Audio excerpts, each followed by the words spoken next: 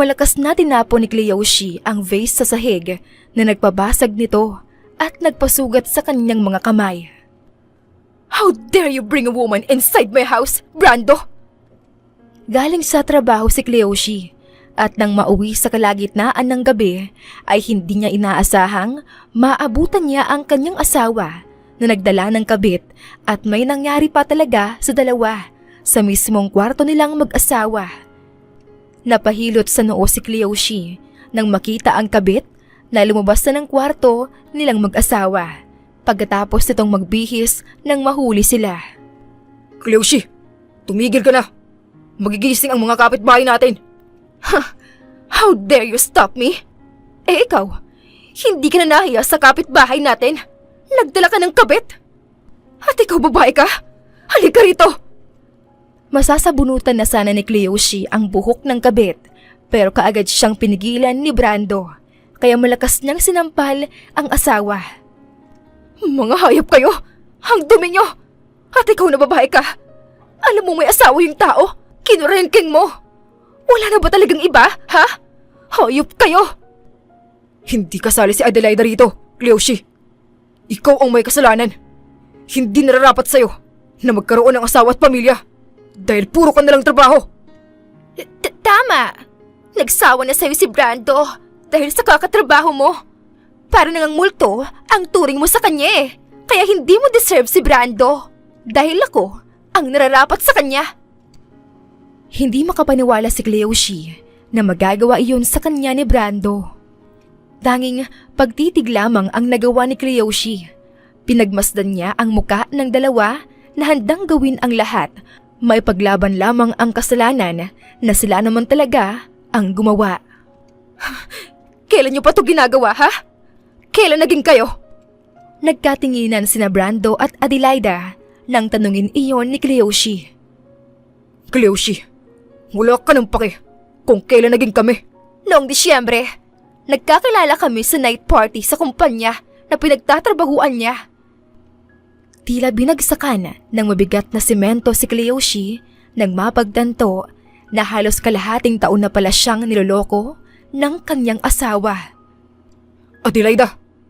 What's wrong? She needs to know the truth, Brando.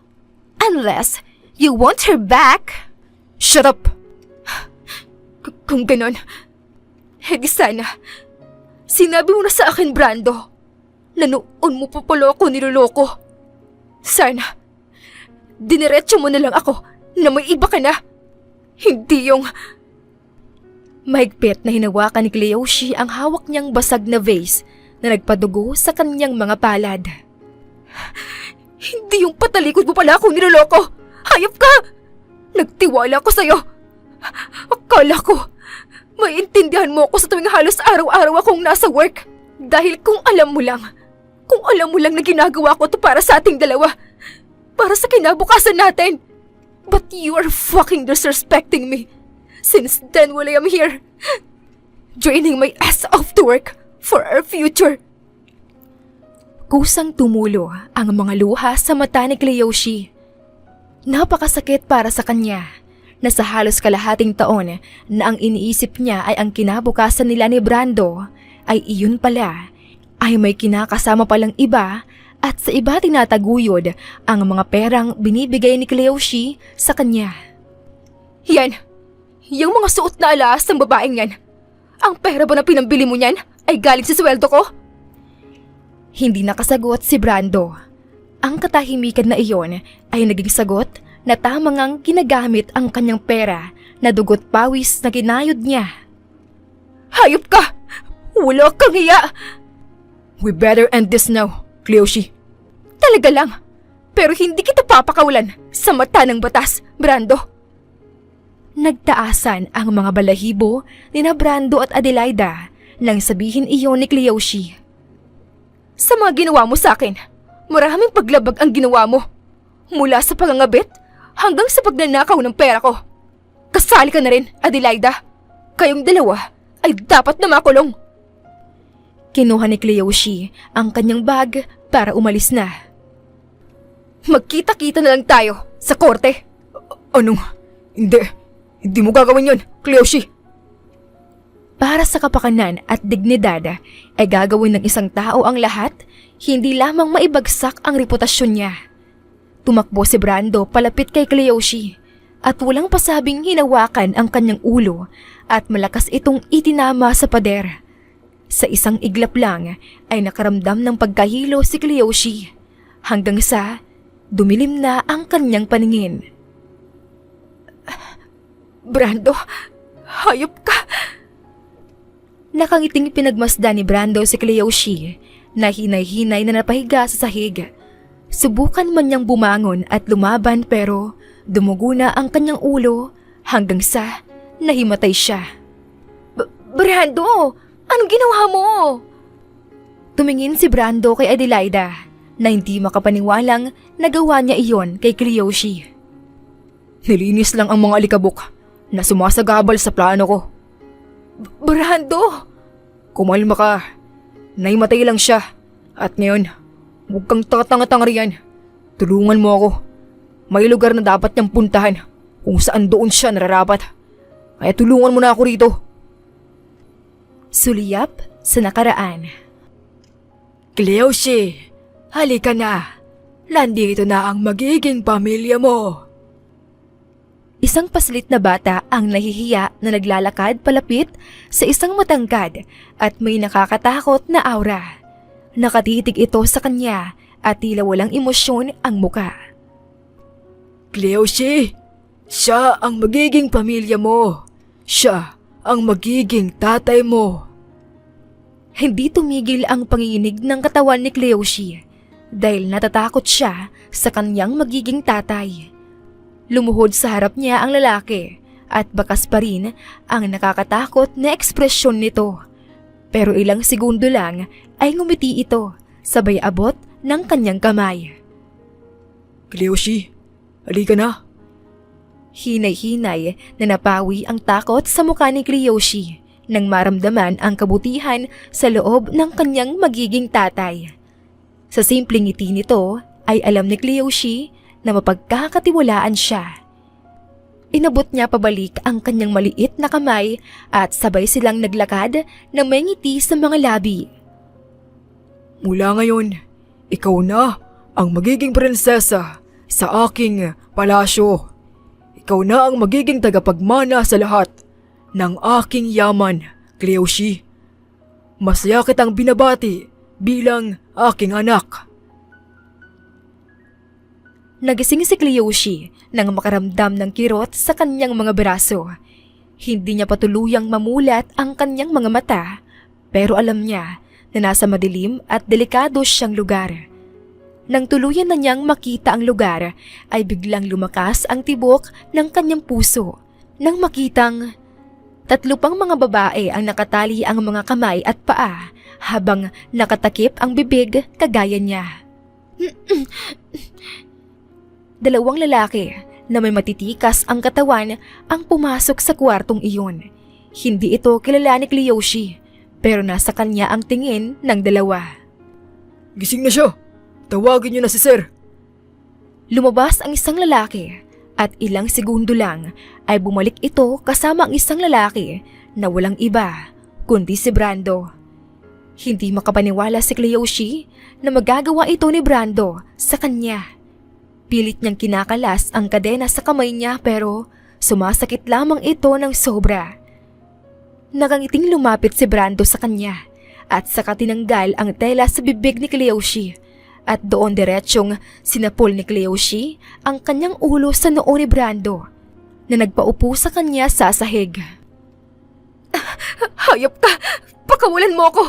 Anong ginawa mo sa akin? Tangina! Tulungan niyo ako! Tinulungan siyang makatayo ng 2 lalaki. Hinawi ni Brando ang dugo sa kanyang noo at galit na tinignan si Kiyoshi na may galit din sa mga mata. Umaasta kang malakas kahit nakatali ka na. Ang kapal ng mukha mo. Kailangan mong makulong, Brando. Isa kang demonyo. Kailangan mong isumbong sa pulis. Bitawan mo ako. Mahigpit na hinawakan ni Brando ang kanyang 2 pisngi. Hindi mo nga kayang makawala sa kadena. Kaya paano mo ako masusumbong sa mga pulis? Wala kang laban ngayon, Cleoshi. Dahil hawak ko ng ulo mo ngayon. At ang tanging gagawin mo lang ay sumunod sa akin. Pakawalan mo ako! Tumayo sa pagkakaupo si Brando. Nakangiting pinagmasdan ng asawa dahil hindi nito alam kung anong gagawin nila sa kanya. Dahil may iba ring kababaihan ang naroon. Dalhin siya sa fitting area para paliguan at bihisan. Siguraduhin niyo na makakatulog siya sa turok. Anong ibig mong sabihin? Teka, saan niyo ko dadalhin? Brando! Brando! Anong gagawin mo sa akin? Bitawan niyo ako! Sa isang iglap lang ay tinurukan si Cleoshi sa leeg ng isang drugs kung saan makakatulog siya. Na sana ay nagising na mula sa pagkakahimatay ay muli na naman siyang nakatulog. Nagising si Cleoshi na nasa loob ng isang makulay na kwarto. Malakas ang musika sa labas at may isang babae ang nakatalikod na pumipili ng damit. Tumingin siya sa kanyang sariling katawan nang makitang nakasuot siya ng bathrobe habang nakahiga sa kama. Inilibot pa niya ang tingin sa paligid at wala nang ibang tao sa kwartong iyon kung hindi siya lang at ang babaeng namimili ng damit. Sa utak ni Cleoshi ay ang makatakas sa kamay ni Brando. Kaya kaagad siyang umasta na natutulog bago muling lumingon ang babae at ngayon ay may dala ng damit na ipangbibihis sa kanya. Nang maramdaman na akmang huhubaran na siya ng bathrobe, ay mabilis na tinaman ni Cleoshi ang hawak niyang telepono sa ulo ng babae. Nahilo ito kaya kaagad na kumuha ng tela si Cleoshi upang itali sa bibig, kamay at paa nito. Nang tuluyan ng makatali, ay lumuhod siya sa harap ng babae na umiiyak. Kung sino ka mang tauhan ni Brando, anong pakay niya sa akin? Kaagad na umiling-iling ang babae, pero hindi tumigil si Cleoshi. Please, sabihin mo sa akin. Ipinapangako ko na walang makakaalam na sa'yo nang galing ang mga salita. Kaya please, sabihin mo na. Tinanggal ni Cleoshi ang tela sa bibig niya at naghintay ng ilang segundo bago na pagdesisyonang magsalita ng babae. Ibibenta po kayo. Ang totoo po niyan, naka-reserve na kayo sa isang customer, kaya kailangan ko na po kayong bihisan. Nagmamakaawa po ako. Huwag po kayong tumakas. Mapapatay po ako nila. Base sa sitwasyon ng babae ay isa lamang itong minor at inosente. Maawain si Cleoshi kaya hindi niya kayang iwan ang batang iyon sa kamay ni Brando. Kung ganon, tatakas ako. Kasama ka. Po? Alam kong biktima ka lang din dito, kaya sumama ka na sa akin. Pero paano po kung mahuli tayo? Mahuhuli tayo kapag nanatili kang nakaupo riyan. Halika na! Nagbihis ng maayos na damit si Cleoshi at gamit ang iba pang mga damit ay tinali ito ni Cleoshi sa doorknob hanggang sa metal na bintana upang hindi ito mabuksan ng kung sinong papasok. Pumatong si Cleoshi sa kama at buong lakas na binuksan ang ventilation sa taas kung saan doon sila lalabas. Ikaw na mauna, dali! Kaagad na umakyat ang babae roon at medyo natagalan pa dahil hindi ito marunong. Sa hindi inaasahan ay isang pagkatok mula sa pinto ang narinig niya kaya kinabahan si Cleoshi dahil hindi pa nakakaakyat ang kasama niya. Lumalakas na ang katok at sumisigaw na sa labas pero sa wakas ay nagawa na ring makaakyat ng babae kaya nakaakyat na rin si Cleoshi at muling sinara ang vent na parang walang nangyari. Sa pagdaan nila sa vent ay saksi sila sa mga maruruming ginagawa ng bar na iyon. May nadaanan silang mga kwarto kung saan binibenta ng mga dalaga ang kani-kanilang katawan. Huminto sila sa kusina ng bar kung saan maswerte sila dahil walang tao.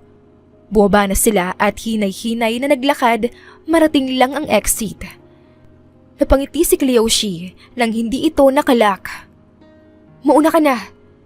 Naunang nakalabas ang babae at makakalabas na sana si Kiyoshi nang biglang Huli ka! mahigpit na hinawakan ni Brando ang kanyang buhok habang kinakaladkad pabalik sa loob. Ate! Muling bumalik ang babaeng tinulungan niya pero sinenyasan ito ni Kiyoshi na huwag nang bumalik. Tumakbo ka na! Takbo! Walang nagawa ang babae kundi tumakbo palayo para sa kanyang sariling buhay. Hayop ka! Isa kang matalinong hayop ka! Napamangha mo ako! Pero sa ngayon, hula ka ng takas. Malakas siyang sinuntok ni Brando sa tiyan na nagpahiga sa kanya sa sahig. Napaluwa ng dugo si Kiyoshi dahil sa lakas ng suntok. Pinapainis mo ako! Malakas na sipa ang natanggap na naman niya hanggang sa dumami na iyon. Kung di ka lang sana tumakas, hindi na sana mangyayari to sa'yo. Pero isang ang matalino si Kiyoshi.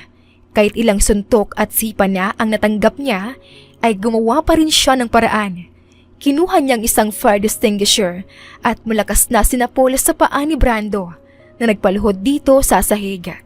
Sabay-on niya dito sa extinguisher sa harap ng mukha ni Brando na nagpasigaw sa kanya.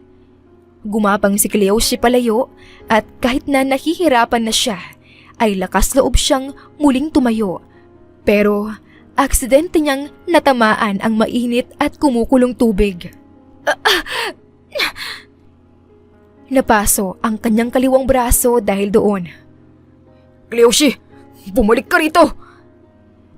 Dahil sa fire extinguisher ay nahirapang makita ni Brando ang daan.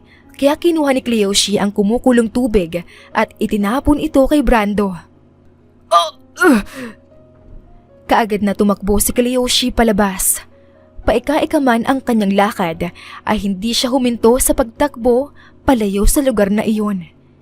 Nang makalayo ay napaupo siya sa lupa sa gilid ng isang makipot na eskinita at tila hinahabol ang kanyang hininga. Halo-halo ang emosyon ni Kiyoshi. Masaya siyang nakatakas sa kamay ni Brando at meron ding takot na bumuo sa kanya. Pinagmasdan ni Kiyoshi ang kanyang sarili. Puno ng sugat ang kanyang kamay at paa. Mahapdi rin ang sugat na nakuha niya sa kumukulong tubig. Gusot-gusot na ang damit at duguan din. Natuyo na rin ang luha sa mga mata ni Kiyoshi. Namamaga rin ang kanyang mata dahil natamaan ito sa sipa ni Brando. Gustong tumayo ni Kiyoshi at manghingi ng tulong sa mga pulis. Pero hindi niya na kaya. Napagod na ang katawan niya. Hanggang sa makatulog siya roon dahil sa pagod. Nako, saan ba siya galing? Ewan ko, tignan mo rin kawawa naman. Nako, dumadami na talaga ang pulubi dito sa atin. Sa tingin ko lang, galing to sa away. Ang musmus na ng muka. Dumaan ang ilang linggo ay nanatili doon si Kiyoshi. Nakabaluktot palagi sa isang karton. Hindi na rin makikita na isa pala siyang babae. Nakatakip ang kanyang muka mula sa nakuha niyang damit at minsan ay binibigyan siya ng pagkain ng mga taong naaawa sa kanya kapag dumadaan. Dahil sa nangyari kay Kiyoshi ay napagtanto niya na mas mabuting manatiling ganon. Napagod na siya. Sa loob ng ilang oras sa pag-iisip noon ay marami siyang napagtanto. Isa na roon ang kawalan ng kapangyarihan para magsumbong sa pulis dahil alam niyang gagawin ni Brando ang lahat. Mabaligtad lang ang kaso. Natatakot din siya na baka hindi pa niya marating ang istasyon ng pulis ay kinuha na siya ng mga kasamahan ni Brando. Kaya mas ginusto na lamang ni Kiyoshi na manatiling walang nakakakilala sa kanya dahil sa pagkakataong iyon ay hindi na siya ulit masasaktan pa. Drop boy again, sir. Thank you so much. Nakangiting pumasok sa makinis na Ferrari si Billy, isang milyonaryo at may angking kagwapuhan na lalaki. Sa edad na 25 years old ay nakapagpundar na siya ng sariling lupa at bahay. Hindi lamang ito madiskarte sa mundo ng trading industry, kundi may talino rin siyang natatangi. Pinaharurot na ni Billy ang sasakyan upang puntahan ang kaibigan na matagal niya nang hindi nakikita. Pinark ni Billy ang kanyang sasakyan at pumasok na sa isang resto bar kung saan bumungad ang mahinahong musika at mga babasaging glass na nasa taas. Good evening, sir. Billy, ikaw nga. Naglakad palapit si Aizo sa kaibigang si Billy na nakangiting pumasok ng bar. Aizo, long time no see. Grabe, nakaraang taon tayo nang huling magkita. Ang busy at successful na talaga ng kaibigan ko. Tignan mo nga naman oh. Naparami lang talaga ng gawain this past 3 months. Oo nga pala, para sa'yo. Hulo, nag-abala ka pa talaga. Pero salamat ah. Upo ka muna. Umupo sa may counter si Billy at pinagmasdan ang paligid. Namiss niya ang tumambay dito noong mga panahon na wala pa masyadong ginagawa sa trabaho at higit sa lahat noong mga panahon na kailangan niya ng makakausap ay nandoon agad si Aizo. Oh, tikman mo to. New drink namin to. Yan din ang bestseller namin. Ininom iyon ni Billy at tama nga na masarap ito. Totoo nga. Masarap. Salamat. Oo nga pala. Kumusta ang buhay mo? Eto, okay naman. Patuloy lang. About pala sa bar na to, maglalagay ako ng 2nd floor. Maganda ba? Magugustuhan yan ng marami. Naku, mapapadalas yata ang pagpunta ko rito. Masaya nga akong tumaas ang customer ratings ng bar ko, Billy. Mabuti yan. Diba sabi ko sa'yo noon, ipagpatuloy mo to kasi talagang lalago ka. Kaya heto, tama nga na lumago ka. Mabuti lang talaga at nakinig ako sa'yo.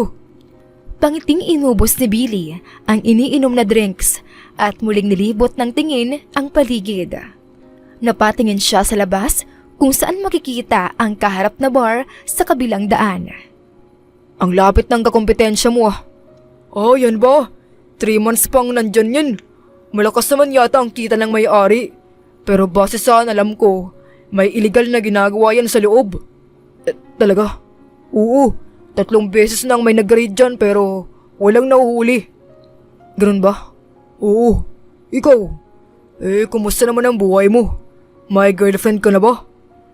Mahinang natawa si Billy sa tanong ng kaibigan. Girlfriend? Mukha bang meron? Sa kagwapuhan mong yan, mahirap na hindi ka hinahabol. Kaya sa tingin ko, ikaw yung may problema. Hindi lang interesado. Sa dami ng nakapila, wala ka talagang magustuhan. Baka hindi pa oras. 25 ka na, hoy! Business na lang muna. Business at love life. Pwede namang pagsabayin oh. Not the right time pa yata. Napasa po sa ulo si Aizo dahil sa dami ng rason ni Billy. Halata nga na wala pa talaga itong plano sa love life. Oo na, di na kita pipiritin. Bahala ka sa buhay mo, maging single ka forever. Bakit? Ikaw? Meron? Hindi nakasagot si Aizo kaya natawa si Billy. Ganoon ang bonding ng magkaibigang Aizo at Billy. Since high school ay magkaibigan sila. At hanggang ngayon na may kani-kaniyang responsibilidad na ay hindi pa rin nawala ang pagkakaibigan nilang dalawa. Sumapit ang 9:00 ng gabi ay naisipan ng umuwi ni Billy dahil may trabaho pa siya bukas at bago siya umuwi ay may bibisitahin pa siya. Gustuin ko mang manatili rito hanggang umaga kaso may trabaho pa ako bukas. Kita na lang tayo sa susunod, Zoe. Sige. Ingat ka, Bill. 24/7 akong open dito kaya feel free to come. Umalis na si Billy at pinaandar niya ang kanyang sasakyan na nakaparking hindi kalayuan sa bar. Inon niya ang FM radio para makinig sa mga musika habang nagmamaneho. Dumaan sa isang flower shop si Billy upang bumili ng bulaklak para sa kanyang ina na bibisitahin niya ngayon. Good evening, sir. Good evening. Can I get the usual? Sure po. Suki sa flower shop na iyon si Billy. Kaya kapag sinabi niyang usual, ay alam na nagde-decorate ng bulaklak kung ano ang gusto ni Billy. Here, sir! Thank you. Muling nagmaneho si Billy at minsan ay napapatingin sa bulaklak. Sunflower ang paboritong bulaklak ng kanyang ina. Kaya hindi siya magsasawang regaluhan ito ng bulaklak sa tuwing bumibisita siya. Nang marating ang lugar ay tahimik at iilang tao lamang. Sa tuwing pumupunta doon si Billy ay hinay-hinay nang nawawala ang mabigat na pakiramdam na nararamdaman niya sa tuwing binibisita ang lugar na iyon. Hindi na tulad noon na umabot sa punto na sinisisi niya ang kanyang sarili. Hinawi ni Billy ang mga tuyong dahon na tumatakip sa lapida ng kanyang ina. Umupo siya sa lupa at nilapag sa tabi ng puntod ang bulaklak. Hi, Ma. Binilhan nga pala kita ng paborito mong bulaklak. Nagiging suki na ako ng flower shop na yun. Hinaplos ni Billy ang puntod ng ina at muling naalala ang mga panahon na nabubuhay pa ito. Palagi siyang pinaglulutuan ng paborito niyang pagkain at ang taong karamay niya at ang kasama niyang lumaban sa buhay. Pero hindi mo talaga masasabi kung hanggang kailan ang isang tao. Pumanaw ang kanyang ina sa edad na 43 noong 15 years old pa lamang si Billy. Nagkaroon ito ng sakit na pneumonia. Matagal na pala itong iniinda ng kanyang ina. Ito'y hindi agad na agapan, kaya lumala at umabot sa punto na hindi na kinaya ng kanyang katawan. Ilang minuto na pagbisita at pangungumusta sa kanyang ina ay bago niya naisipang umuwi na. Paglabas ni Billy ay nakita niya ang isang manong na nagtitinda ng ice cream. Naawa siya dito dahil gabi na kaya nilapitan niya ito. Pabili pong isa. Sabay bigay ni Billy ng 1,000. Naku, iho. Wala akong panukli sa 1,000. Meron ka bang 20 pesos lang dyan? Sa inyo na po ang sukli, Manong. Pero malaking pera to. Sa inyo na po, Manong. Salamat, iho. Bumalik na si Billy sa sasakyan habang kinakain ang ice cream. Sa hindi kalayuan ay napansin ni Billy ang isang taong nakabuluktot sa lupa. May isang asong lumalapit sa kanya. Napangiwi siya nang makitang dinidilaan ng aso ang mga sugat sa paa ng pulubi na iyon. Napailing na lang siya at binuksan na ang sasakyan pero kusang huminto ang kanyang katawan na tila ayaw siyang pasakayin dahil pinipigilan siya ng konsensya at awa. Nilapitan niya ito at napailing nang nangangamoy na ito. Nakakaawa ang sitwasyon dahil puno ng sugat, nilalamok at halos ilang araw nang walang kain. Tumakbo pabalik si Billy sa kanyang kotse at kinuha ang pagkaing binili niya na pang-ulam niya sana sa umagahan bukas dahil napapagod na minsan magluto si Billy. Excuse me ho, kumain po muna kayo. Nakita ni Billy na gumalaw ito ng kaunti. Nakita ko kayong dinidilaan ng asong sugat nyo. Kumain na po kayo. Mahina ang galaw ng pulubi.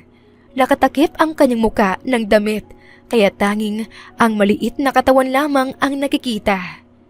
Nang makita ng pulubi ang masarap na pagkain ay dali-dali niya itong binuksan at kaagad na kinain. Tumayo na si Billy para sana umalis nang biglang magsalita ang pulubi. Salamat.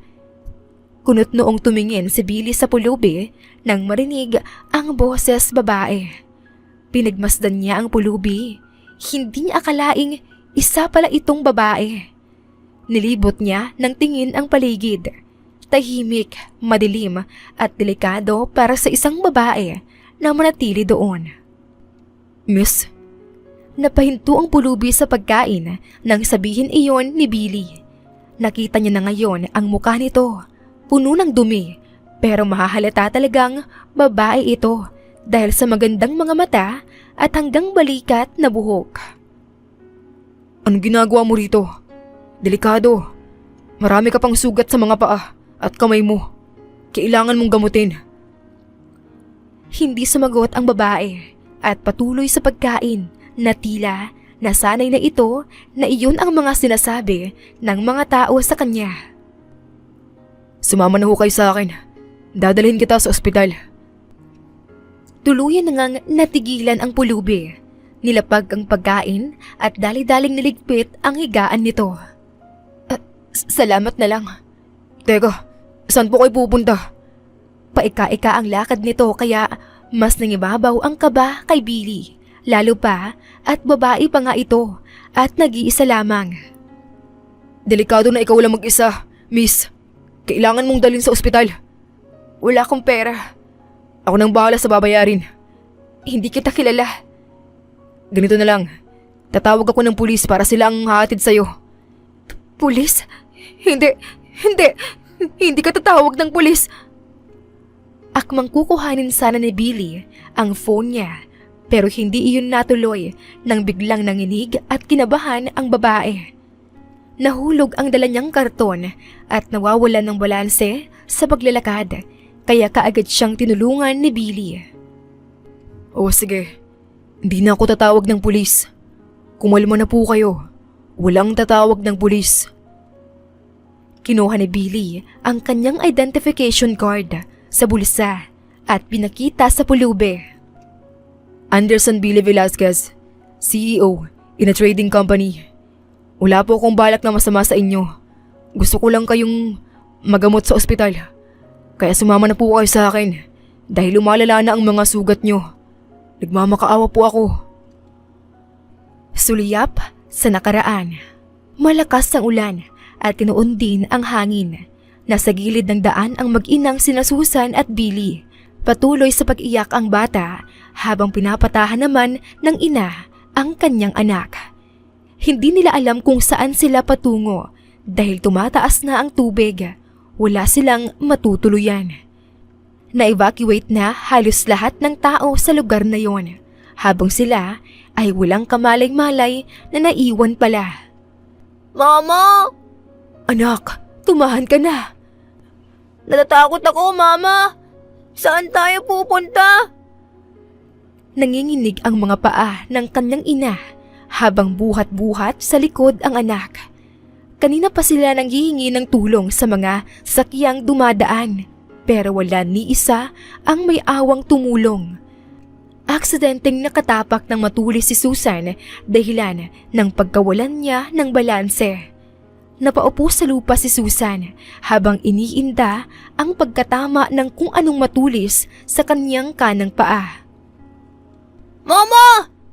Anak, manghingi ka ng tulong. Hindi na makatayo ang kanyang ina dahil natamaan talaga ang kanyang paa ng basag na salamin at ngayon ay dumudugo na ito. Umiiyak na tumatakbo si Billy habang sumisigaw. Halos lahat ng nadaanan niya ay hindi siya pinapansin. Kasabay ng pagtulo ng mga butil ng ulan sa kalangitan ay ganoon din ang kanyang mga luha. Tulong! Tulungan niyo po kami! Ah! Napapikit si Billy nang may sakyang dumaan sa kanyang harapan at hindi niya iyon nakita. Ang akala niya ay masasagasaan na siya pero huminto ito bago matamaan ang kanyang munting katawan. Isang lalaking may katandaan ang lumabas ng sasakyan at kaagad na nilapitan si Billy. Okay ka lang ba, iho? Hindi ka ba natamaan? Diyos ko, munti ka na yan. Tulungan niyo po kami! Bakit wala ba kayo sa evacuation center? Nasaan ang mga magulang mo? Umiiyak na tinuro ni Billy ang kaliwang daan kung saan nakaupo roon ang kanyang ina habang iniinda ang sakit ng sugat na patuloy sa paglabas ng dugo. Alpha 1, get his mother in the car. Isang lalaking may matikas na katawan ang tumatakbong nilapitan ang kanyang ina at binuhat ito papunta sa sasakyan. Muling lumingon si Leonor kay Billy na hinahawin na ngayon ang luha sa mga mata. Magiging maayos din ang lahat. Halika na. Salamat po! Mahigpit na niyakap ni Billy ang lalaking tumulong sa kanila na nagngangalang Leonor. Ang simpleng tulong na iyon ay magpapabago pala sa buhay ng mag-ina, lalo na kay Billy. From now on, you will be living in my mansion. Free resources and education for your child. Musmos at hindi pa nauunawaan ni Billy ang mga salitang iyon. Pero base sa mga reaksyon ng kanyang ina ay masaya ito kaya masaya rin si Billy. 5 years old pa lamang siya nang maranasan niya ang manirahan sa gilid ng kalsada. Tanging karton ng higaan at umaasa sa bigay ng mga taong dumadaan. Hindi sana mangyayari sa kanila iyon kung hindi lang pinatulan ng kanyang ina ang stepdad ni Billy na isa palang drug addict. Nagkaroon ng komplikasyon sa pagitan ng ina ni Billy at sa lalaking iyon na humantong sa punto na nawala lahat ni Susan ang kung anong meron siya. Balik sa kasalukuyan. Kasalukuyang nasa hallway ng hospital si Billy. Hinihintay niyang lumabas ang doktor kung saan kasalukuyang ginagamot ang babaeng pulubi na tinulungan niya. Sa ilang minutong paghihintay ay lumabas na rin ang doktor. How's the patient, Doc? So far, she is good, but she is currently having minor injuries at ginagamot na siya ng mga nurses. She also have a diarrhea because of the bacteria from the foods she ate. Mabuti nga at naidala mo siya rito dahil mataas din ang lagnat niya. Tumango-tango bilang sagot si Billy. Dahil kung hindi siya tumigil sa pagpupumilit na tulungan ang babaeng iyon ay baka sa susunod na araw ay may buhay nang mawawala. And also, she needs a very long bath today. Kaya medyo matatagalan pa bago mo siya mabibisita. Walang problema, Doc. Maraming salamat po.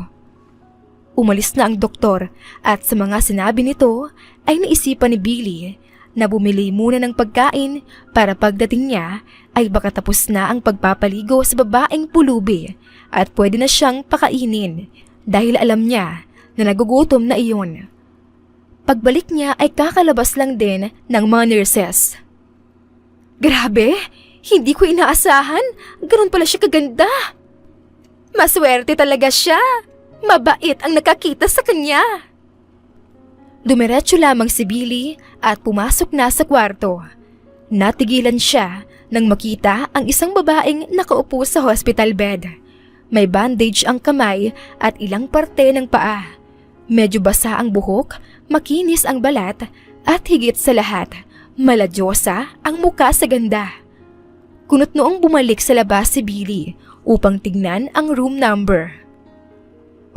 Tama naman ah. Saan ba nila nilagay yung babae? Muling pumasok si Billy upang tanungin ang babaeng nasa kama na kanina pa nakatingin sa kanya. Excuse me, miss. May nakita ka bang babae na pulubi? Maraming sugat ang paa at braso niya. Nakasuot ng itim na gusot na damit.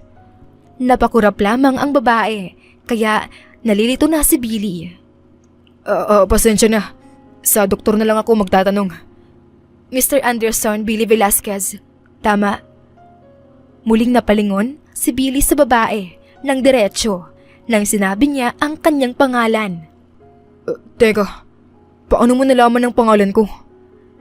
Pangiting bumaba ng hospital bed ang babae, kaya nagulat si Billy dahil baka mapano ito dahil sa mga natamong sugat. Pero hindi niya na ito napahinto nang makalapit na sa kanya. Salamat po. Maraming salamat. Kung hindi dahil sa inyo di sana patay na ako sa gilid ng kalsada. Maraming salamat po. Kunot noong pinagmasdan ni Billy ang babae. Napatakip siya ng bibig nang mapagtanto. Ikaw yung pulubi? Tumango bilang sagot ang babae, habang si Billy ay naiwang nakatulala at hindi makapaniwala na ang pulubing niligtas niya ay sa likod pala nito ay isang diyosa ang ganda. Ang sarap! Ilang araw na akong hindi nakatikim ng fried chicken. Hoy, hinay-hinay lang. Baka mabiluukan ka. Pasensya na po. Sabi ng doktor, may lagnat ka raw. Kumusta ang pakiramdam mo? Nginuya naman ng babae ang pagkain sa kanyang bibig bago ito sumagot. Halos magdadalawang buwan na akong nasa daan nakatira. Halos araw-araw ramdam ko pong may lagnat ako kaya ngayon parang hindi na tumatalab sa akin yung sakit ng ulo. Nako, hindi yan pwede kasi hindi ka napulubi ngayon. Opo, pasensya na po. Tila nanibago si Billy sa mga papo at opo ng babae dahil base sa kanyang itsura parang magkaedad lamang sila. Kaya kinausap ito ni Billy patungkol doon. Miss, pwede mo naman akong tawaging Billy. Kasi parang magkaedad lang naman tayo. Nagmumukha kasi akong matanda niyan. 25 pa ako. Ay, pasensya na po. Pareha lang pala tayo ng edad. Pangiting tumango-tango si Billy bilang sagot. O nga pala Billy. Pinunasan ni Cleoshi ang kanyang kamay bago ito iniabot kay Billy. I am Cleoshi. Nice meeting you. Ang nakangiting mukha ni Billy ay naglaho nang marinig ang pangalang sinabi ng babae. Cleoshi? Sulyap sa nakaraan. Malaki ang mansyon, maraming lugar at pasikot-sikot. May mga limitasyon din ang mag-ina sa lugar, kaya kung saan lamang sila nararapat na tumapak ay doon lamang. Mama, sarap ng ulam natin. Masaya na ba ang Billy ko? Opo. Hinaplos ng kanyang ina ang maliit na pisngi ng anak. Magtatrabaho bilang kasambahay ang mama mo, kaya ikaw, huwag kang gagawa ng sakit sa ulo. Sumunod ka sa utos ko. Nakikinig ka ba? Opo. Napahinto sa pagkain ang mag-ina nang marinig ang pagbagsak ng malakas na ulan sa labas. Naku, ang mga sampayan!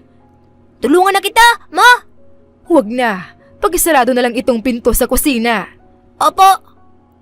Pagpunta ni Billy sa kusina, isasarado niya na sana ito nang mapansin sa labas ang isang batang nakabuluktot at umiiyak ito. Kaagad na kumuha ng payong si Billy. Nilapitan ang batang babae at pinayungan niya. Humangad ang batang babae at tama nga na umiiyak talaga ito. Bakit ka umiiyak? Umiling ang batang babae sabay hawi ng kanyang luha. Anong wala? Umiiyak ka oh. Yumuko si Billy at ngayon ay silang dalawa na ang nasa ilalim ng payong. May nangaaway ba sa'yo? Wala naman. Naninibago lang kasi ako. Namiss ko ang mga kalaro ko sa orphanage. Wow! Galing ka pala sa orphanage? Di ba maraming laruan doon? Ngumiti ang batang babae at tumango. Oo, marami. Cleoshi! Napatingin ang dalawang bata nang marinig ang sigaw ng isang kasambahay. Paano yan? Tinatawag na ako. Tumayo na ang batang babae at akmang aalis na sana pero hinawakan ni Billy ang kanyang kamay. Ano nga palang pangalan mo? Pangiting tumingin ang babae sa kanya at ang mga ngiting iyon ay hindi malilimutan ni Billy. Cleos siyang pangalan ko. Balik sa kasalukuyan. Kasalukuyang chinecheck ng mga doktor si Cleoshi habang si Billy ay nasa paligid at malalim ang iniisip. Dahil sino ba naman ang mag-aakala na ang batang babaeng nakilala niya noon sa mansyon ng taong tumulong sa kanilang mag-ina ay walang iba kundi ang babaeng pulubi na tinulungan niya. Paano siya humantong sa ganito? Bumalik sa wisyo si Billy nang tawagin siya ng doktor. Bumaba na ang lagnat ng pasyente at ilang oras na lang ay pwede na siyang makalabas. Salamat po, Doc. Billy, anong sabi ng doktor? Pwede ka nang makalabas maya-maya. Nawala ang ngiti sa labi ni Cleoshi dahil muli niyang naalala na wala pala siyang bahay na matitirahan At higit sa lahat, kailangan niyang magtago dahil baka nasa paligid lamang si Brando. May problema ba, Miss Cleoshi? Wala naman. Alam ni Billy na meron talagang pinoproblema si Cleoshi ngayon. Higit sa lahat, bakit naging pulubi siya ng halos 2 buwan at wala man lang naghanap. Wala kang mauuwian. Napaiwas ang tingin si Cleoshi dahil tama ito. Sa kaibigan ko na lang ako, titira muna. Sinong kaibigan mo? Ihatid na kita roon. Huwag na. Umiling bilang sagot si Billy dahil masyadong halata si Cleoshi. Nagsisinungaling ka, alam ko.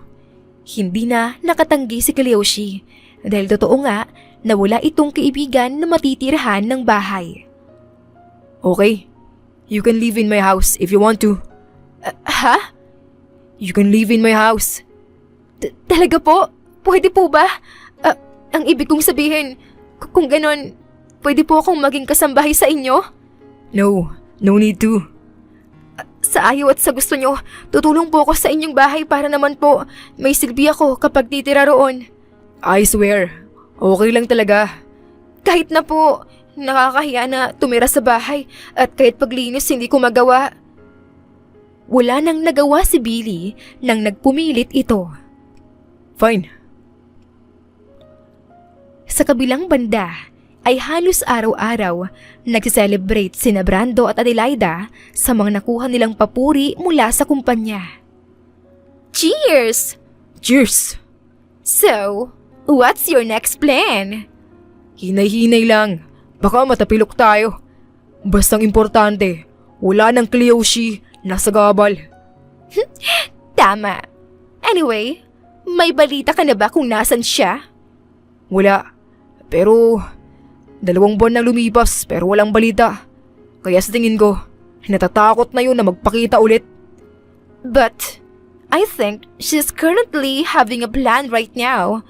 Just a gut feeling. Ano ba? Tigilan mo yan. Nega ka naman sa mga plano ko. Sorry. I was just thinking if... Huwag ka nang sumagot. Wala ka namang naitulong ng maayos.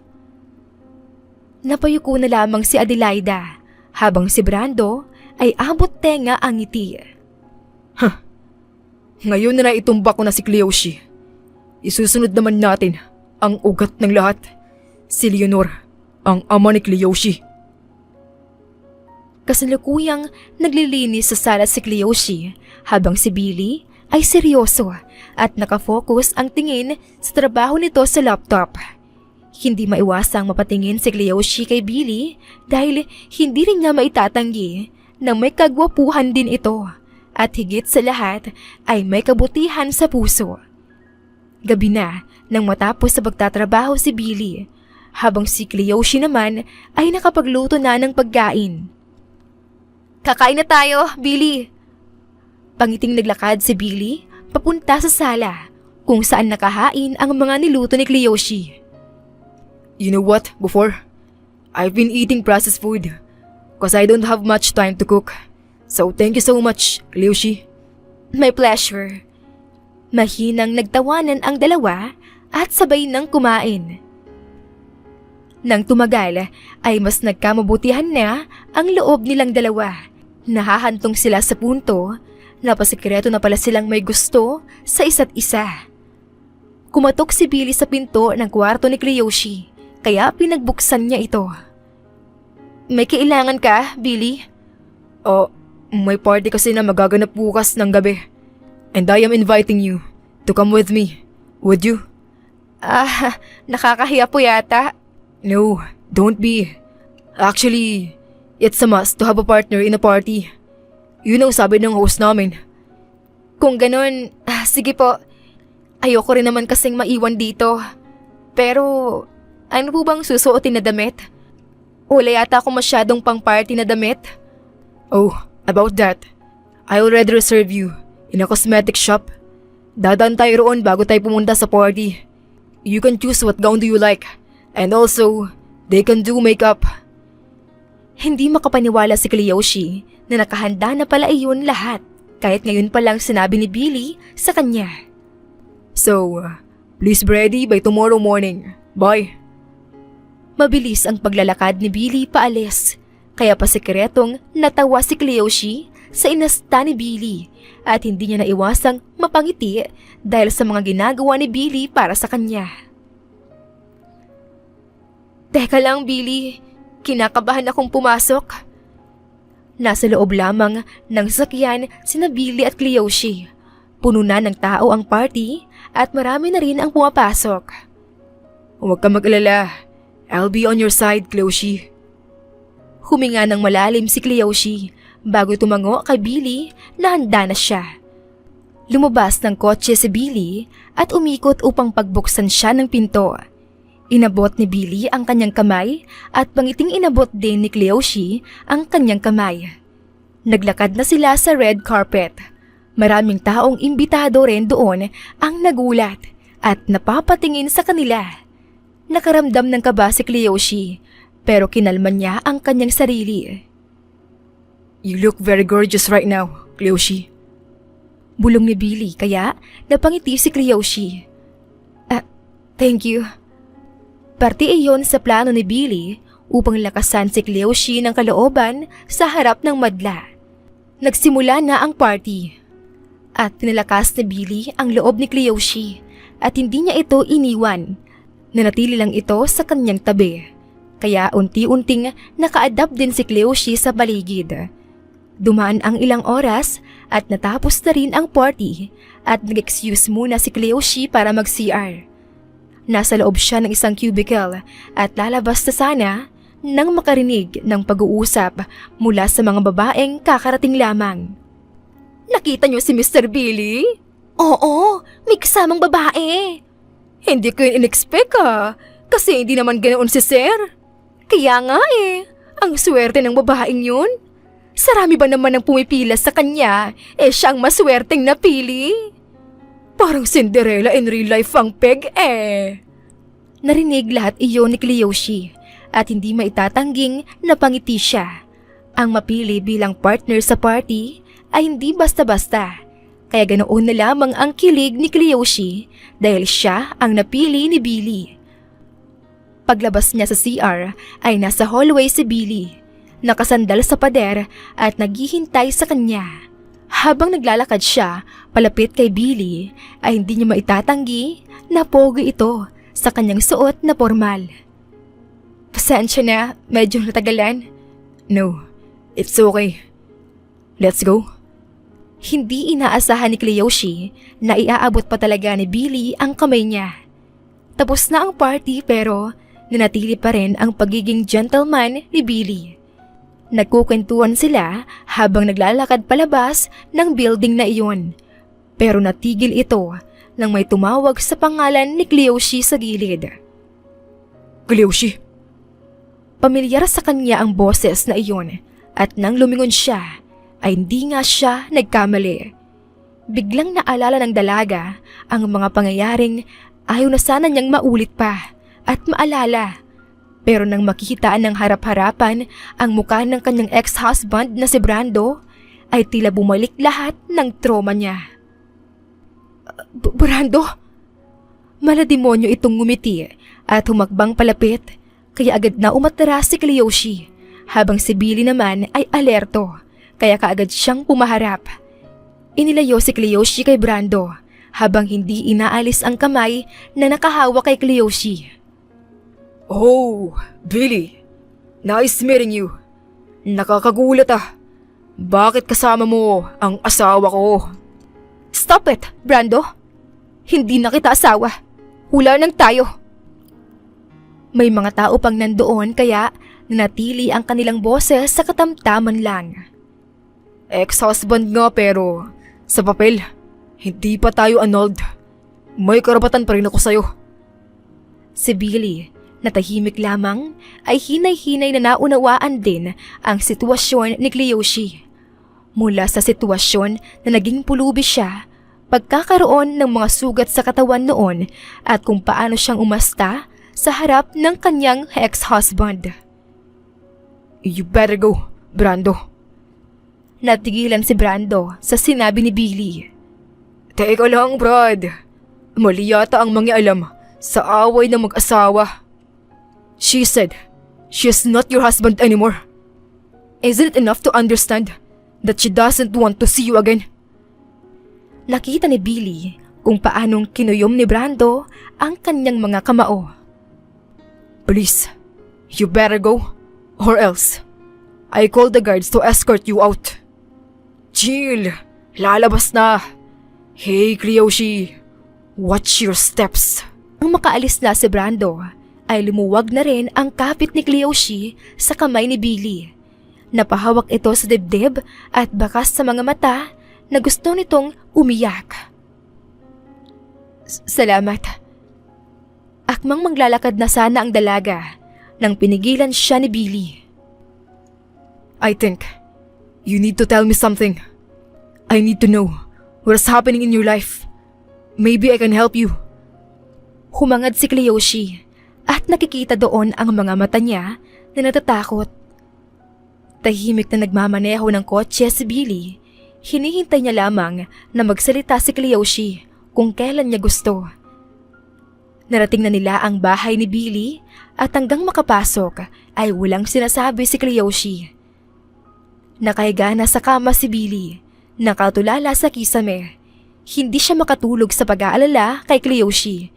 Ayaw rin niya na dumaan ang panibagong araw na hindi nalalaman ang mga kagaguhang ginawa sa kanya ng ex-husband niya. Hindi rin siya makapaniwala na si Brando, ang kinikilalang susunod na CEO sa kumpanya ni Leonor, ay ex-husband pala ni Kiyoshi. Isang pagkatok sa pinto ni Billy ang nagpaupo sa kanya sa pagkakahiga, kaya kaagad siyang tumayo at binuksan ang pinto. Kiyoshi, hindi kasi ako makatulog. Do you need anything? I mean, what do you want to talk about? I know that you're dealing with something, and you need someone to let that out. You can talk to me. Kusang tumulo ang mga luha sa mata ni Kiyoshi na kaagad yung hinawi ni Billy, kaya nagulat siya sa ginawa ng lalaki. You can trust me, Kiyoshi. Nasa taas ng bahay silang dalawa. Buong makikita ang magandang buwan at mga bituing nakapalibot doon. Brando is my husband for 2 years. We met in my father's company. We became friends. And later, announced our relationship. But then, 4 months ago, I witnessed him having an affair with someone. Sa bahay po namin talaga. Ikinuwento niya rin ang mga naging laban niya sa loob ng bar at kung paano siya nakalabas at umabot sa puntong naging pulubi siya. That's why you decided to stay out of the police? Oo, kasi alam kong mababaliktad at mababaliktad ang kaso at ayokong mangyari yon. At kanina, nang makita ko siya, hindi ko siya kayang harapin. Natatakot ako, Billy.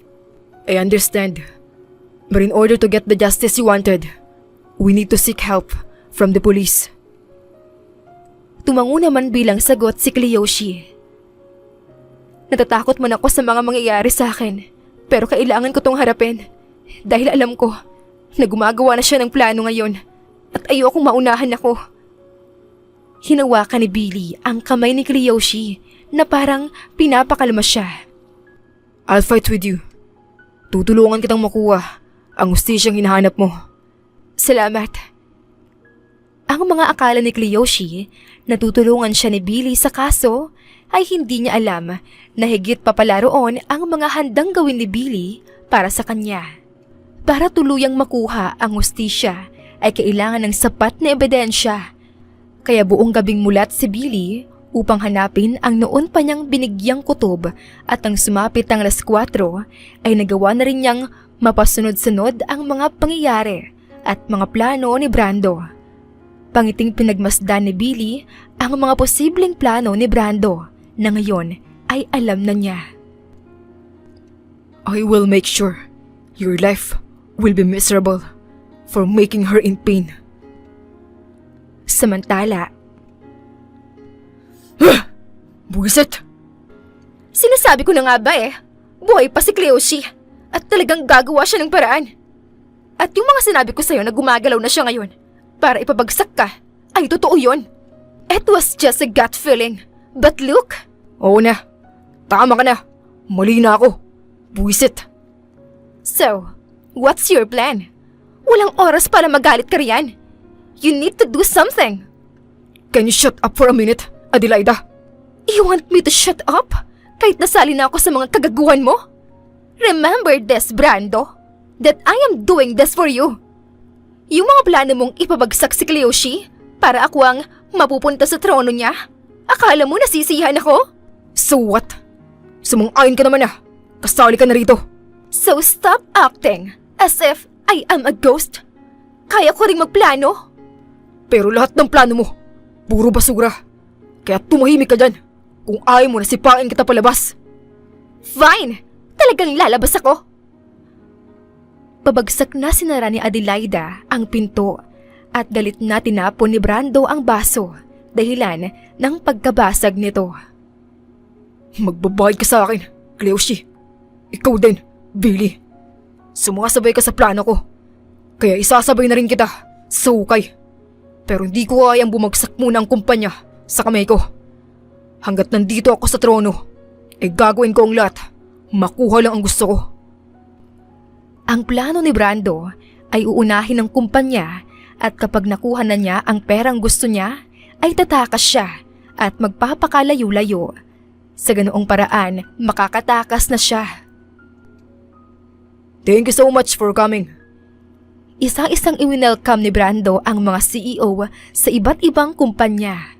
May plano siyang gagawin kung saan mag-i-invest ng pera ang mga CEO na iyon at lahat ng pera ay itatakas niya. Kasalukuyang nagmi-meeting sila at malapit na sana niyang makumbinse ang lahat nang biglang may pumasok sa meeting room. Brando Alejero, may warrant of arrest kami.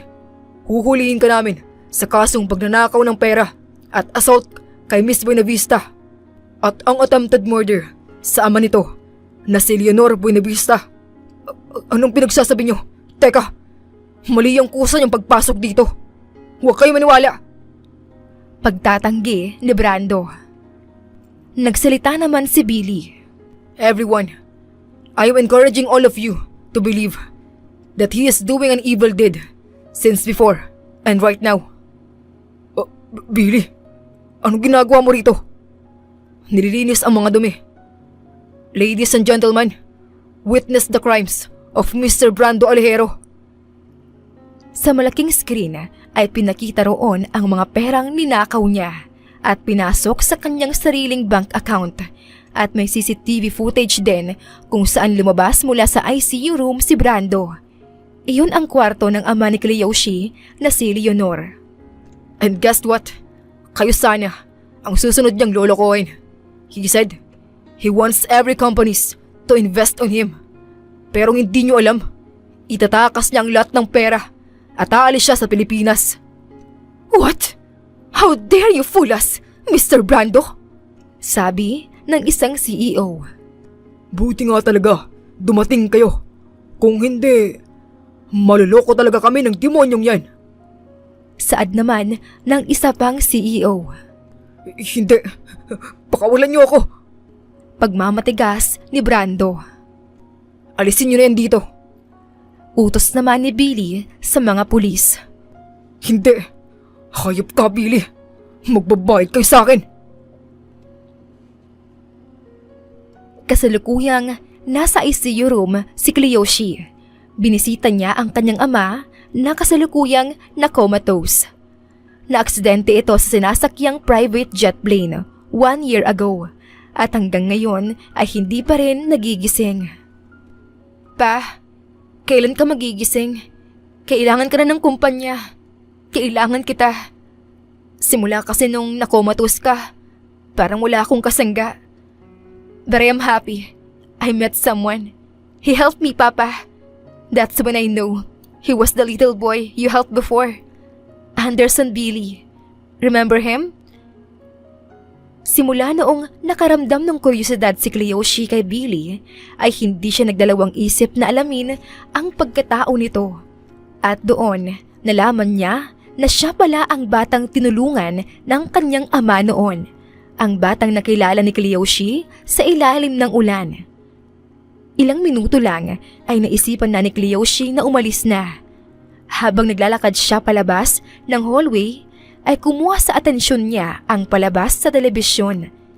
Isa itong balita na kung saan isang lalaki ang binibidyuhan ng media. Hindi nakikita ang mukha nito. Pero base sa description sa ilalim ay pamilyar ito kay Kiyoshi. Kaagad niyang kinuha ang kanyang phone at tinawagan si Billy dahil alam niyang may ginawa ito. Billy, where are you? I saw the news. Parehong-pareho sa mga kaso ni Brando. May kinalaman ka ba rito? Kiyoshi, I'm so sorry for not telling you. But yes, Brando is now under custody. Hindi makapaniwala si Kiyoshi sa mga sinabi ni Billy na parabang sa isang iglap lang ay nahuli na ang lalaking kinamumuhian niya. Where are you right now? Kakarating ko lang sa ospital. I was about to tell you, but you called. Mula sa entrance ng ospital ay kaagad na nakita ni Kiyoshi si Billy na naglalakad habang nasa tenga ang cellphone. Kiyoshi, can you hear me? Napahinto sa paglalakad si Billy nang walang sumagot sa linya ni Kiyoshi. Ibababa na sana ni Billy ang telepono nang may biglang yumakap sa kanya. Mahigpit at mainit na yakap ang natanggap ni Billy at nang tignan niya kung sino iyon, ito ay si Kiyoshi. Kiyoshi, Thank you. Maraming salamat, Billy. Baka sa boses ni Kiyoshi ang iyak nito at sa bawat patak ng kanyang luha ay ang galak sa puso niya. Niyakap ito pabalik ni Billy na mas nagpahigpit sa kanilang pagyayakapan. for you, I will do everything. You are worth to fight for, Kiyoshi. Ngayong nasa ilalim na ng pulisya si Brando, may karapatan ka na sa kumpanya na nararapat sa'yo. Tumangutango ang dalaga. Akin ang trono, and I will do everything to make my father proud. I am rooting for you, Kiyoshi. Dumaan ang ilang mga buwan ay hinay-hinay nang nagiging successful ang kumpanya sa kamay ni Kiyoshi. Nawala na rin ang issue noong si Brando pa ang may hawak sa kumpanya. Kasalukuyang tumutulong si Kiyoshi sa pagra-wrap ng mga souvenirs na ipapamigay sa bawat bisita na dadalaw sa party celebration ng kumpanya. Naku po, Miss Kiyoshi. Nakakaya po yata na pati kayo na CEO ay tumutulong pa rito. Mabuti po, magpahinga muna kayo. No, I'm fine. Don't worry about me.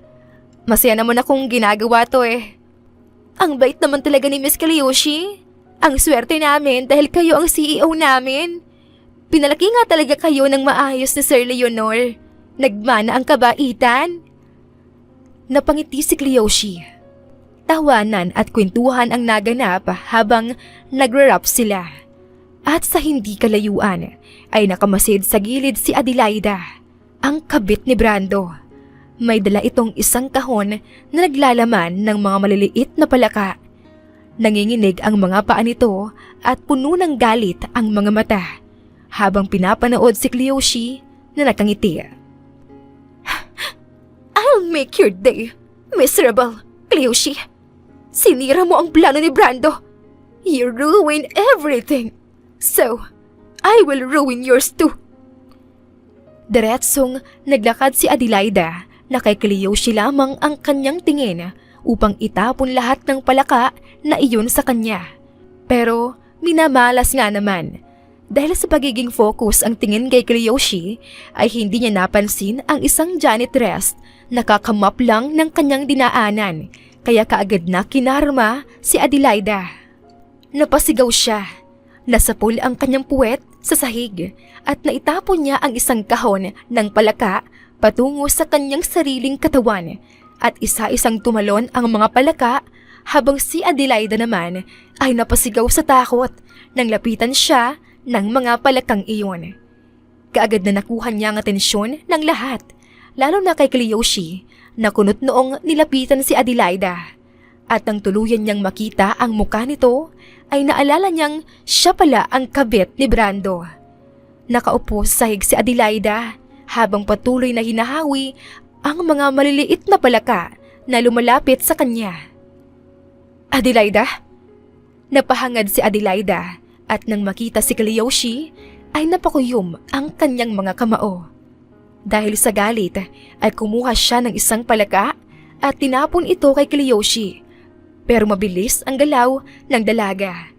Iniwasan niya lamang ito kaya hindi siya natamaan. You, bitch! Sinira mo lahat! Sana ako yan! Ako ang nasa trono mo!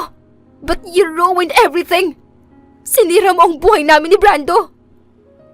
Hindi makapaniwala si Kiyoshi na magagawa iyon ni Adelaida sa harap ng maraming tao. Guards, please get the frogs and clean the floor ASAP. Everyone, back to work. Sa simpleng utos na iyon ay kaagad na sumunod ang mga tauhan ni Kiyoshi at dahil doon, mas nainis at nainggit si Adelaida. Are you here to throw those frogs on me? Oo, para maging memorable naman ang araw na to sa'yo, Kiyoshi. Kaso sayang, kinarma ka kaagad. Hindi ka pa nga nakalapit. Hayop ka, Kiyoshi! Kawawa ka naman. Inggit na inggit sa taong walang pake sa'yo. Hindi na nga kita medyo maalala nang makita kita.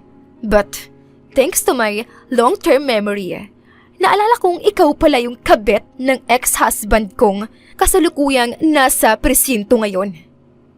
Tila nag-apoy ang mga mata ni Adelaida sa galit, habang si Kiyoshi naman ay parang isang kalmadong nilalang na walang pake sa galit ng kanyang kaharap.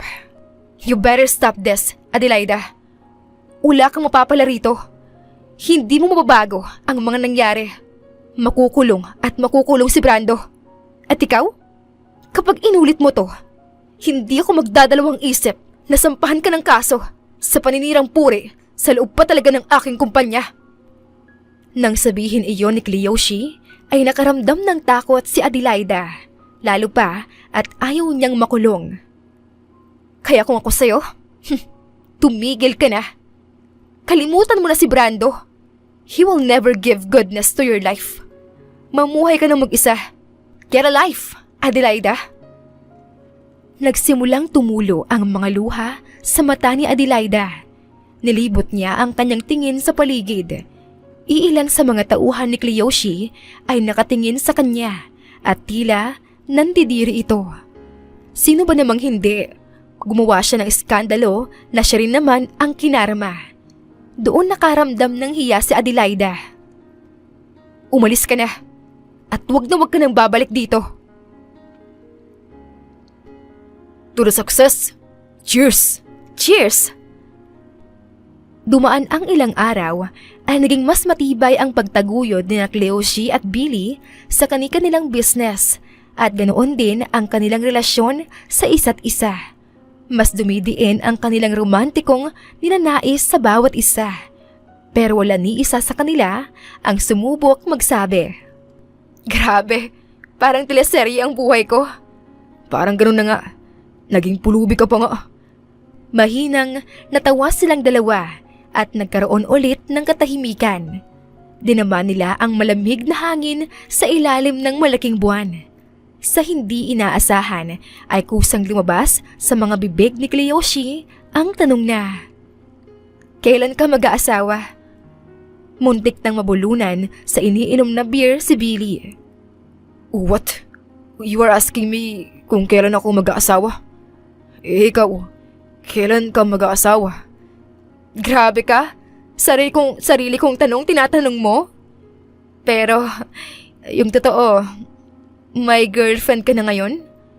Kiyoshi, you're asking someone na halos palaging nasa bahay at trabaho lang lagi. At saka kung may girlfriend man ako, dinala ko na sana sa bahay ko. Natigilan si Kiyoshi nang mapagtanto niya na nakatira pa rin pala siya sa bahay ni Billy hanggang ngayon. Billy, why I'm still living in your house? Natigilan din si Billy at napatingin kay Kiyoshi. Sabay na nagtawanan ang dalawa nang dahil na rin sa kalasingan. I don't know. Maybe we're fond for each other. Kusang lumakas ang mga tibok ng puso ni Kiyoshi nang sabihin iyon ni Billy. Then, tayo na lang magpakasal. I mean, based sa mga sinabi mo, we're fond for each other. Masaya tayo sa isa't isa habang magkasama. Gaya nito, nagkakaintindihan tayo pagdating sa mga bagay-bagay.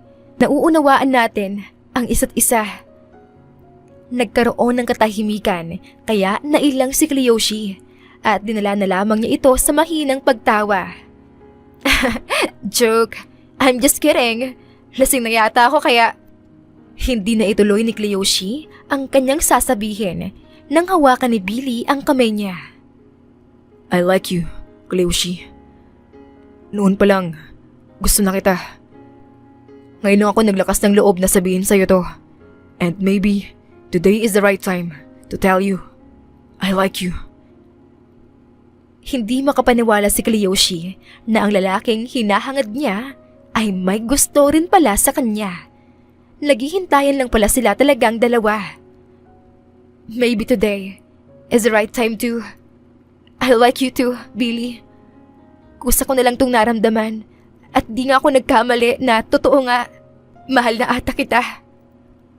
Kusang gumalaw ang mga katawan nila. Nag-usap ang kanilang mga utak at sa isang iglap lang ay nagkadikit ang kanilang mga labi na tila noon pa ninais na magawa iyon. Naging malalim ang kanilang paghahalikan habang yakap-yakap ang isa't isa. Binuhat ni Billy si Kiyoshi habang patuloy sila sa kanilang ginagawa hanggang sa makapasok sila sa kwarto at doon sila ay humiga sa kama at tinuloy ang kanilang mainit na pagmamahalan. I promise to be gentle to you, especially tonight. Napangiti si Kiyoshi at pinulupot ang mga braso sa katawan ni Billy at itinuloy nila ang kanilang pagmamahalan sa kama. Nagising si Kiyoshi nang masinagan ang kanyang muka sa araw na lumusot sa bintana. Napamulat ng mabilis ang kanyang mga mata nang mapagtanto na may nangyari nga sa kanila ni Billy. Dahan-dahan siyang lumingon sa kanyang tabi at doon ay nakita niyang mahimbing na natutulog ang nakahubad na si Billy. Nakikita ang malalaking braso nito habang nakapikit ang mga mata. Hindi maiwasan ni Kiyoshi na mamula ang pisngi dahil pagising niya sa umaga ay iyon ang kanyang nakikita. Pero may parte sa kanya na nahihiya kaya hinay-hinay siyang umupo sa pagkakahiga at aalis na sana sa kama nang biglang pinaikot ni Billy ang kanyang mga braso sa bewang ni Kiyoshi at muli itong pinahiga sa mga bisig niya. Dito ka lang. Napapikit at gustong sumigaw sa kilig ni Kiyoshi nang gawin iyon ni Billy. Naramdaman niya ang paghalik nito sa kanyang buhok at mas pagigpit ng yakap sa kanya. Yumakap pabalik si Kiyoshi at nakaramdam siya ng kaligtasan sa mga bisig nito. Okay, I will stay here. Bumalik sila sa pagkakatulog habang yakap-yakap ang bawat isa na kahit alam nilang magiging late na sila sa trabaho ay mas pinili nilang mahiga roon habang yakap ang iniibig. Dumaan ang ilang session ay naipanalo na rin ni Kiyoshi at Billy ang kaso laban kay Brando. Ngayon ay successful CEO na ang dalawa at inimbita sila sa isang press conference. Nagkaroon ng maraming katanungan sa kanilang pagiging success at higit sa lahat ang mga tanong patungkol sa kanilang dalawa. Ano ba ang relasyon niyong dalawa? Marami nang nakakita sa inyo na magkasama. Kayo na ba Mr. Billy at Miss Kiyoshi? Nagkaroon ng hiyawan sa loob ng conference room at pangiting nagtingin na naman sina Billy at Kiyoshi. If all of you are curious of what is my relationship with Miss Cleoshi, then maybe this is enough.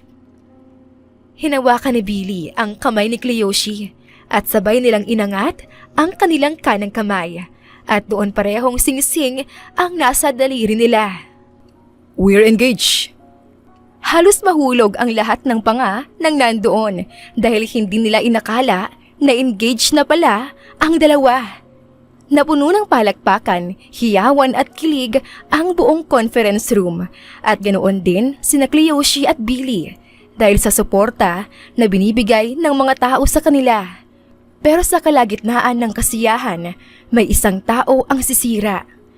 Hindi napansin ng mga guards na may lalaking naka-hoodie ang pasikretong dumaan sa backstage. Nang mahagilap niya si Cleoshi na nakangiti sa harap ng media, ay hindi siya nagdalawang isip na tumakbo palapit doon.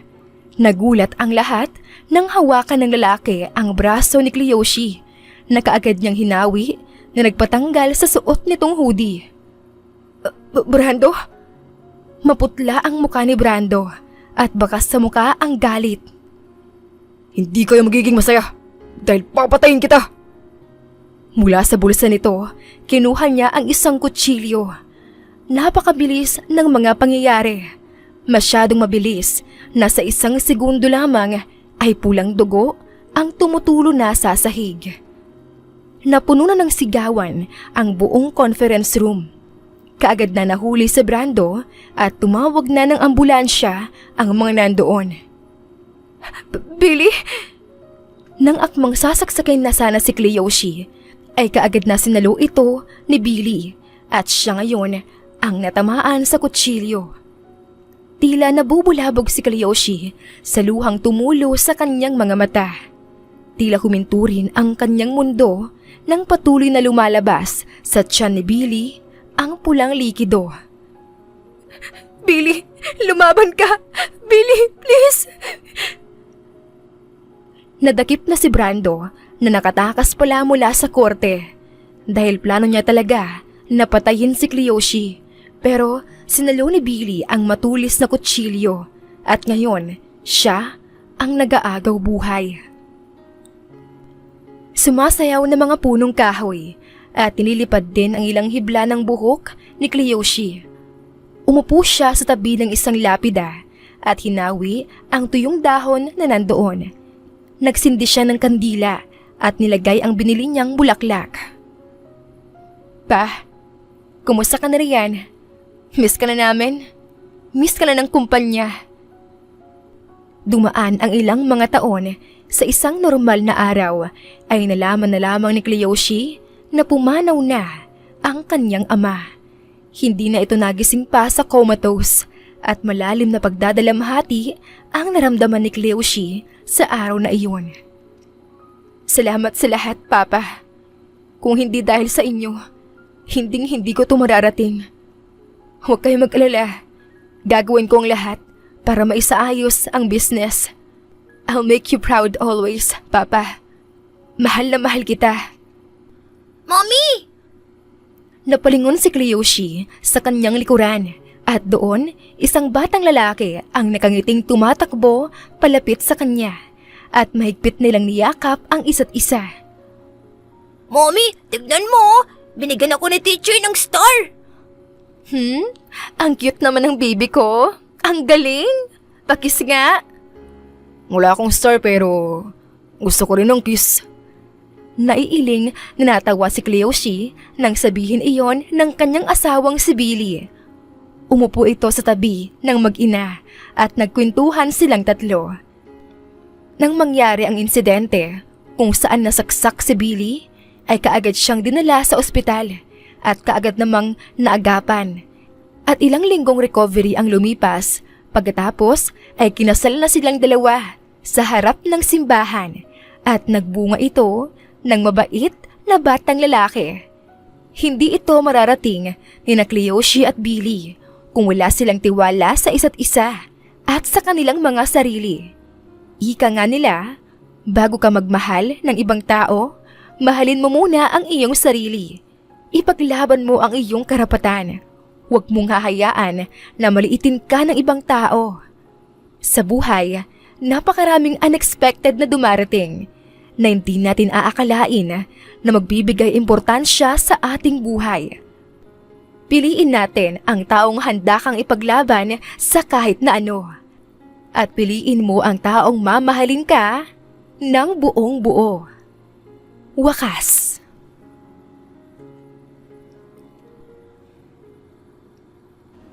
Maraming salamat po sa inyong pakikinig. Kung nagustuhan mo ang kwento, please leave a like, comment, share, and subscribe to my YouTube channel. Maraming salamat po!